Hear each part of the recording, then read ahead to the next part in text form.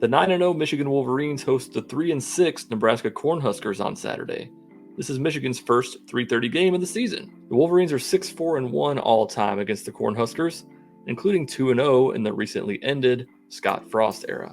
Last year's win at Nebraska was one of the most meaningful wins of the season for Michigan. The team showed great resilience in a tough road environment, and Brad Hawkins stripped Adrian Martinez to set up Jake Moody for a game-winning field goal. This season, Nebraska is currently on a 3-game losing streak, losing their last 3 to Purdue, Illinois, and most recently, Minnesota. Other games on their schedule include a blowout loss to Oklahoma and a loss against North Dakota 38-17. The best win for Nebraska is either at home against Indiana or at Rutgers. Take your pick of those juggernauts. Nebraska is 72nd in the country at 387 yards per game. Michigan sits at 21st with 465. On the ground, Nebraska gets 143 yards per game, 75th overall. Michigan averages 250 rushing yards per game, 4th in the country. Through the air, Nebraska gets 244 passing yards per game, 58th.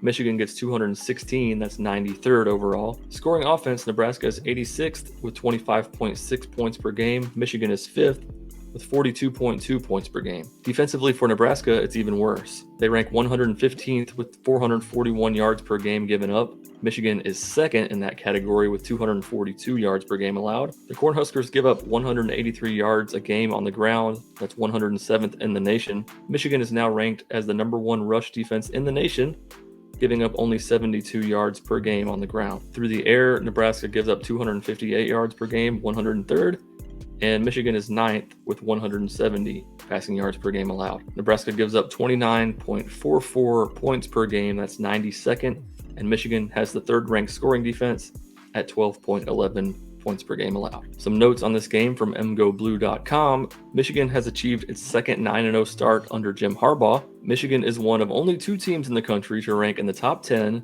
in scoring offense and scoring defense. You want to take a guess at who the other one is? The Ohio State Buckeyes. Michigan is outscoring its opponents by 30.1 points per game this season. That's best in the nation. Ohio State and Georgia are 2nd and 3rd, and they're the only other teams that are winning their games by more than 24 points per game. Blake Corum ranks 4th in the country in rushing yards, 27th in yards per carry, and 1st in total touchdowns. He's also the best chain mover in the country with 77 first downs, and he has 13 runs of 20-plus yards. Pro Football Focus College grades Blake Corum as the highest-rated player in the FBS at any position, offense or defense, at 93.4. Some bad news for Nebraska in this game. Their starting quarterback, Casey Thompson, will be out yet again. Chubba Purdy and Logan Smothers are the 2 candidates to replace Thompson, and those 2 combined for only 11 completions in the Minnesota game. When asked which one is going to be the starting quarterback, interim head coach Mickey Joseph said, "I think we're all going to find out Saturday at about 3:30. I'll let you guys know." From WolverinesWire.com, most of Nebraska's offenses come from running back Anthony Grant. He is 5th in the conference, averaging 95 yards per game on the ground, and he has 6 touchdowns to go with it. The Cornhuskers are an up-tempo team, but that has been a disadvantage to Nebraska. It ranks 122nd in time of possession this season, controlling the ball for 26 minutes and 53 seconds. When the Huskers can't move the ball, they will punt within minutes or seconds on the scoreboard. And as we've seen this season, Michigan has dominated time of possession in pretty much every game, so it's pretty likely they're going to wear the Cornhuskers down. The Michigan Insider talks about another weapon on Nebraska's offense. At receiver, Trey Palmer is by far the number 1 option, and is one of the nation's most prolific receivers. He has 53 receptions for 819 yards and 5 touchdowns. The former LSU Tiger ranks 14th in receiving yards per game and 15th in total receiving yards. His 237-yard performance against Purdue in mid-October set a program record. Palmer can go up and make a contested catch, and his track background makes him a danger every time he has the ball with any sort of space. As we saw against Michigan State and Rutgers, teams have had some success with the 50-50 ball against Michigan. From the Wolverine.com, Michigan head coach Jim Harbaugh issued a challenge to his defensive backs, and they responded in the second half of the Rutgers game. "We got hit on some deep balls, and it's just a matter of just better seeing the ball in the air," he said. "I mean, throw a deep ball, let's get our eyes on it, let's have some fun and pick it off."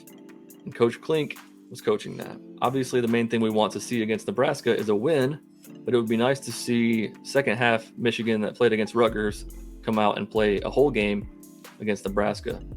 Second half adjustments have been fantastic for Michigan all season long, but it would be nice to see a little more creativity on offense, like we saw in the second half against Rutgers in the first half of this game. Depending on what you look at, Michigan is favored by 29.5 to 31 points in this game. My, how Nebraska has fallen. I think once again, Michigan is going to be able to run the ball at will. I don't think Nebraska will be able to do a whole lot on offense. The 75th rushing offense in the country against the number 1 rush defense. I'm sure Nebraska would like to establish the run to take the pressure off a backup quarterback, but I just don't see that happening. I think Michigan wins this one comfortably. I'll go 42-7. Drop your prediction down in the comments. If you're a Michigan football fan, please subscribe to the channel.